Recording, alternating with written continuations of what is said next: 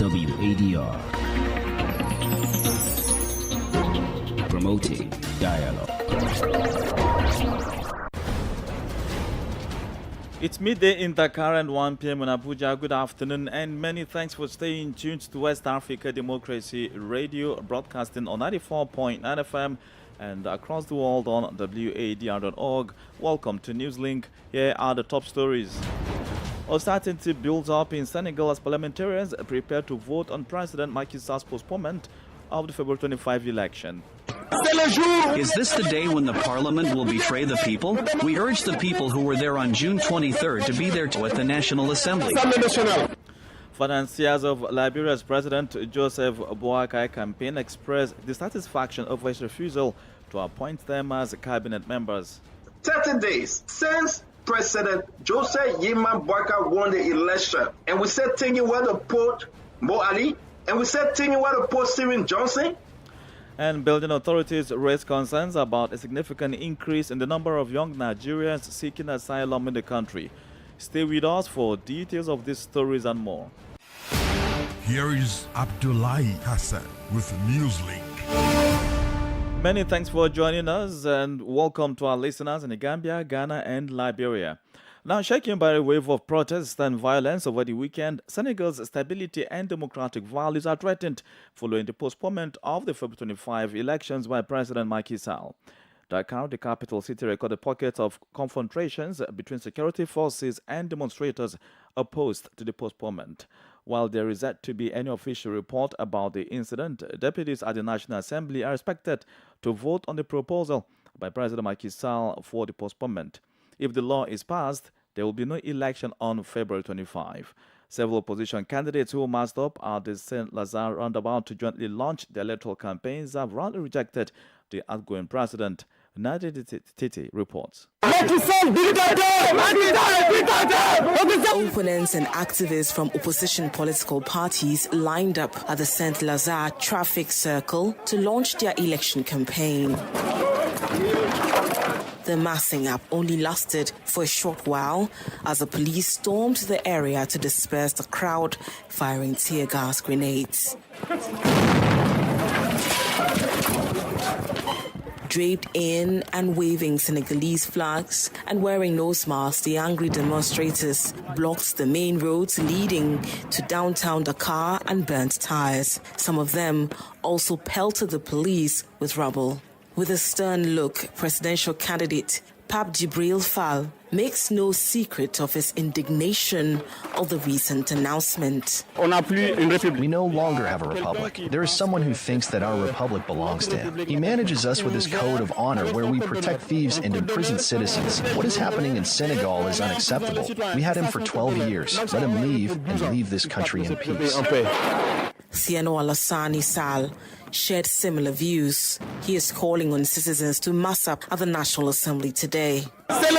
Is this the day when the parliament will betray the people? We urge the people who were there on June 23rd to be there at the National Assembly. A political analyst in the Senegalese capital, Dakar, Suleiman Niang, says the latest action by the president could be a subtle way of him extending his term of office. We've never faced this kind of situations. He was not very happy that everybody forced him to give up a third term attempt. I believe that the situation is very dangerous. Today, Monday, the deputies vote on the bill relating to the postponement of the presidential election. The text, supported by deputies of the PDS and Benobok Yakar in power, was adopted on Sunday by the Law Committee with 22 votes. Now, DDT reporting there. Now, Senegalese legal experts and electoral specialists have been attempting to interpret certain aspects of President Macky Sall's statement delivered on Saturday. This is because, according to them, there was no use of or mention of postponement or even cancellation of the election, but merely spoke of the repeal of the decree convening the electoral body. This speech also raises other questions, such as does Macky Sall have the right to halt the electoral process, and what should be done if a new date is proposed? Babakar Fall, a Senegalese electoral expert speaking to WADR, responded to these questions and more. The only institution with constitutional prerogatives to postpone the election is the Constitutional Council. It does so under specific conditions, such as if, for instance, a candidate passes away before the election. In such a case, a new phase of candidates' submissions will be required until the eve of the new date set by the Constitutional Council. Assuming we go up to the beginning of February 2025 in the name of respecting the right to vote, it will be necessary to register voters who will have turned 18 by the election date. Thus, an exceptional revision period will be opened to enroll these new voters. Following this, the process will involve the publication of provisional electoral list, consolidation production of cards for the new voters, and if sponsorship is maintained, a campaign to collect signatures to submit a properly documented candidacy file, including a list of sponsors supporting the candidacies and all the required documents for the presidential election. Dans le dossier de candidature à l'élection présidentielle. That was Babacar Fall, a Senegalese electoral expert. Meanwhile, more reactions keep pouring in over this development. Organizations such as the African Union (AU), the Economic Community of West African States (ECOWAS), the European Union, and the French government have all called on authorities in Senegal to do one thing and one thing only. Though communicated separately, these institutions are appealing to the Senegalese state to hold elections as soon as possible. Augustine Colley has more on this report. The African Union, in a statement by its chairperson, Moussa Faki Mahamat, said Senegal should organize the elections as soon as possible in transparency, peace, and national harmony. The Pan-African organization said it strongly encourages all political and social forces to resolve any political dispute through civilized consultation, understanding, and dialogue. The French Ministry of Foreign Affairs and the European Union have similarly called for the removal of uncertainties surrounding the electoral calendar, emphasizing adherence to Senegalese democratic rules. The EU supported the position of the Economic Community of West African States (ECOWAS) and called on all stakeholders to work towards a transparent, inclusive and credible election, preserving Senegal's tradition of stability and democracy. Senegal, a model of a democratic state in West Africa and across the continent, has never delayed a presidential election. But Senegalese President Macky Sall would announce the postponement of this year's election after he cited a conflict between the National Assembly and the Constitutional Council as the reason. He, however, affirmed his commitment to not run in the election while initiating a national dialogue for a peaceful and inclusive process. The debate on the floor of the National Assembly today will, among others, approve or disapprove of the postponement and set a new date for the polls. Augustine Colley reporting there. More stories coming up on West Africa Democracy Radio. Newslink continues. As a reminder, we stream live on WADR.org and on Facebook, WADR English Service. Let's take you to Liberia, where staunch supporters and financiers of President Joseph Boakai have expressed dissatisfaction over what they say is his refusal to appoint them as cabinet members.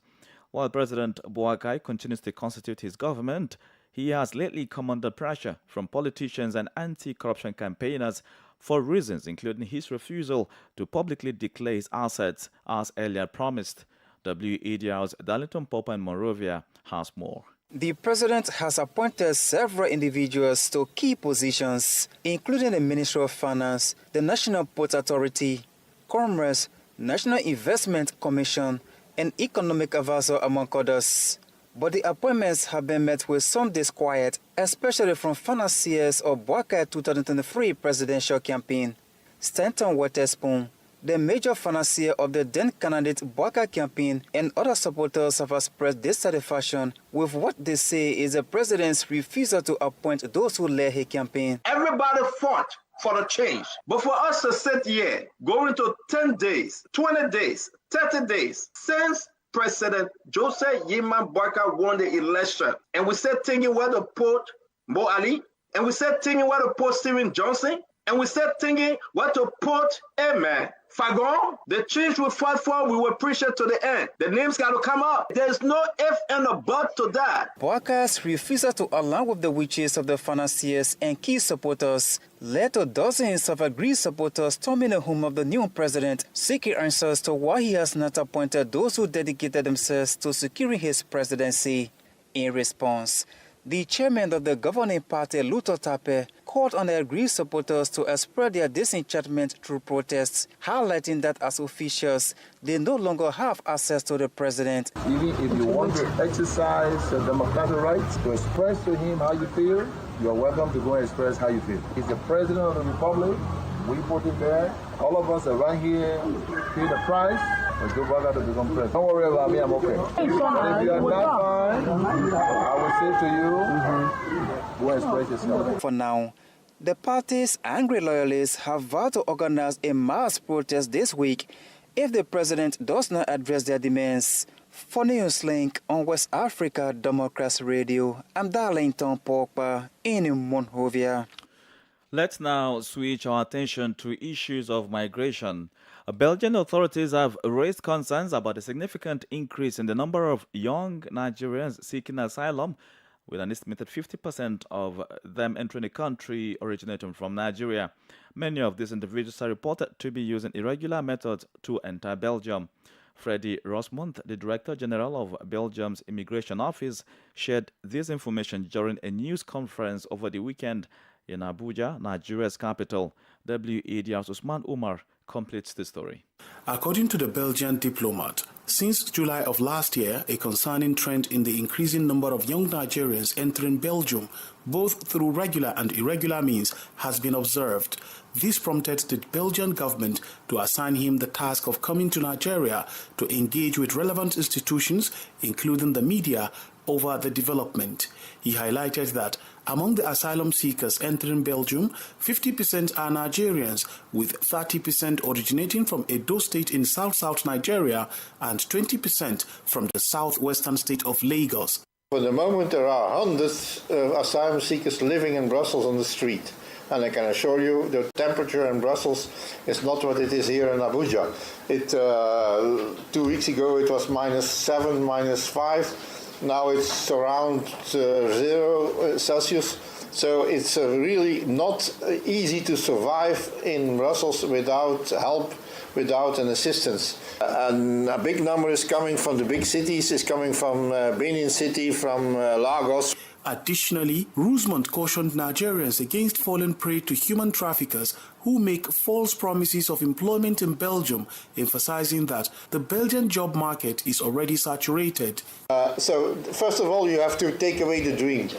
The dream is not real. That's why I'm telling you, and I hope that through you, the public is aware. The dream is not real. It's not easy to survive in Europe without a decent job and without a sort of company being accompanied by an employer or by a university. He reaffirmed the Belgian government's commitment to supporting regular migration, pointing out that approximately 5,000 Nigerians are residing lawfully in the country.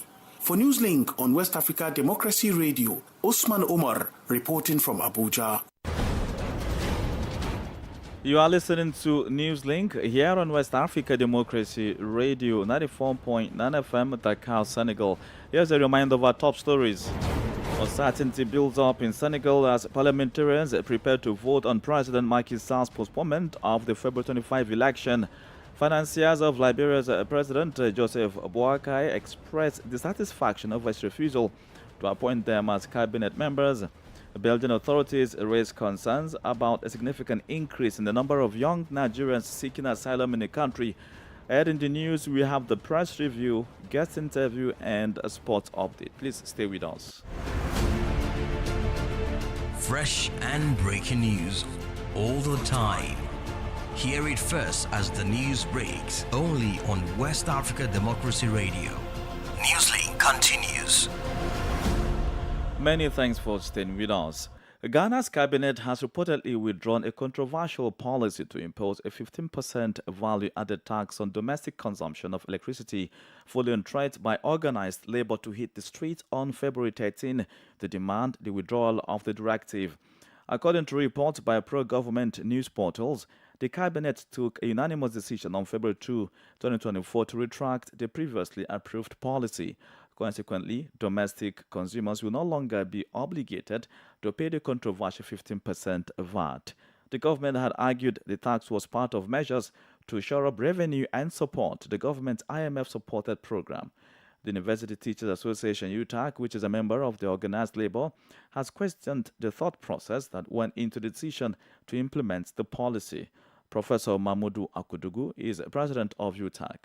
What the ECG chief executive said is a very big blow to the way that our policies are being made. What engagement went into, what thinking went into even fixing this tax in the first place, that the one who is to implement doesn't even have the capacity to be able to implement it. How do we make these policies? Those who sat down and thought about coming out with this VAT of 15% on electricity consumption by residential users, what thinking went into it? What kind of consultations? Who were the stakeholders they engaged? It appears that we keep doing this over and over and over again, that you go and sit down, just come out with any policy or any law, and then you force it down on our throats and now do the engagements. How do you do that? Why don't you engage first? Ghana is our country, and we all love our country, but the way that people in position of power take these decisions and take the citizens for granted must stop. Otherwise, you cannot make progress. That thinking that they don't even have the capacity to implement it and the rest of it is a non-starter. And that shows how weak we are in terms of policy formulations. And, we don't think so much well about how these policies are going to be implemented by the implementer at the end of the day.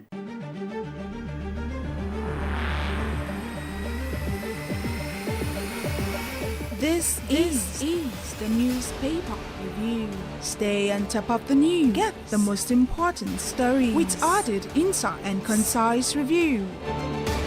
This is the newspaper review.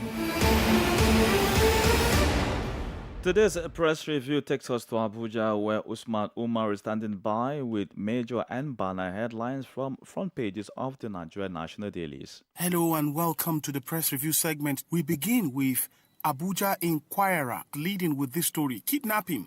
Our efforts will yield results soon. This is coming from FCT Minister. With riders, Abuja clamped down on cars with no number plates. Let's quickly move over to the Daily Trust newspaper. Leading with this story: teenager killed as custom officials chase smugglers. This story takes us to Katsina State, where over the weekend we learned that while officials of the Nigeria Customs Service were chasing smugglers, a teenager was caught in the middle and was knocked down by one of the vehicles and eventually died. Let's now move over to the Business Day. Business Day today is leading with this story: Forex crisis reignites questions over NMPC's dollar remittance. Forex crisis reignites questions over NMPC's dollar remittance. A lot of questions have been around the National Oil Company's remittance to the federal government with respect to, lack of transparency in that process. Now that CBN, that is the Central Bank of Nigeria, has come up with some measures that has further, according to analysts, deepened the crisis in the Forex, a lot of questions are now being asked again about, the transparency of the National Oil Company, that is Nigerian National Petroleum Company Limited, and how much it remits to the Federation account from the sales of Nigeria's crude oil. Quickly, let's move over to Nigerian Tribune. Nigerian Tribune is leading with this story: economic challenges, presidency, Atiku in war of words. Of course, Alhaji Atiku Abubakar is the candidate of the People's Democratic Party in the last presidential election. Of course, he's the main opposition candidate, and he's been at loggerheads with the government of the day, challenging every economic policy of the government, pointing out the weaknesses in such policies. Of course, it's been literally war of words between the main opposition leader and the presidency since last week. This is the much we will have to take on today's edition of Newspaper Review. We will now hand you over back to the studios. My name is Usman Omar from Nigeria's capital, Abuja. Politics, analysis on major news, social matters, and all. This is A Guest. Amadou Kamara, a Senegalese political analyst, joins us as a guest on this edition of Newslink for a deeper understanding of the unfolding situation arising from President Macky Sall's postponement of the February 25 presidential elections.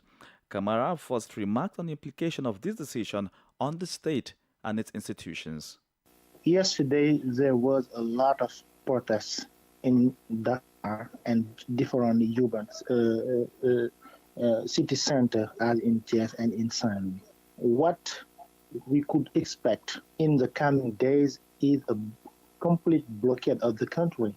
Today, people are telling, I don't know if it is rumors or not, but different trade unions are planning to have indefinite strike.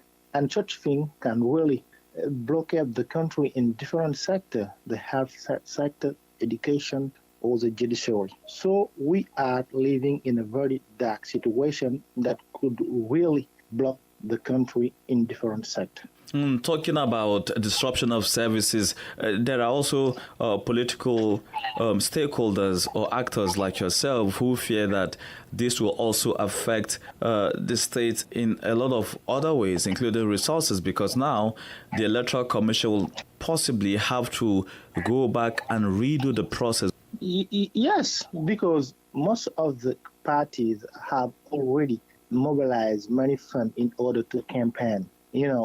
They have already settled their electoral office. It will be a waste of money. Meanwhile, the National Assembly is expected today to either vote in favor or against the postponement. Yeah, I think really the law will pass because they have a majority. The MPs of Benno Bokk Yakaar and the MPs of Senegalese Democratic Party are more than 120, and I think they only need 93 MPs to pass the law. I think this law the bill will pass, and I feel we will have different consequences. But it is too early to draw any conclusion about that. But what is clear is that Senegal is living its darkest day in history, and everything can happen as what happened in the sub-region. Talking about reorganizing an inclusive election, do you also see that, or what happened over the weekend, giving rise to a constitutional review or amendment? Yes, because it is clear that the election could not be held on due time, on February 25. And there are some rumors telling that they would like to hold the election in August 25, which is impossible, because during that period it will be the rainy season. There will be different floods in different areas in Senegal. It will be impossible to organize an election. And during this period, it will be the Magal Day. The Magal Day is one of the biggest Muslim events in West Africa. It is impossible to organize election and on that moment. And it is clear that election will be postponed in 1 year or maybe 2 years. We don't know. But what is clear is that the election could not be held in August 25. It is impossible.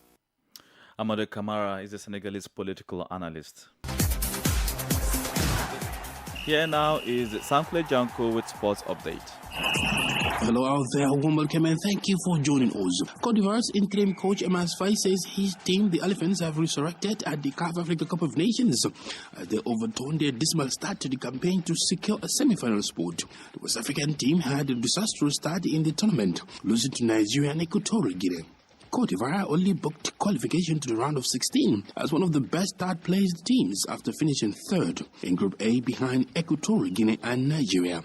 The former Ivorian international Faye was appointed as interim coach to replace Jean-Louis Gasset, who was sacked after a terrible start to the AFCON. Since Faye took over, Cote d'Ivoire have turned their campaign around.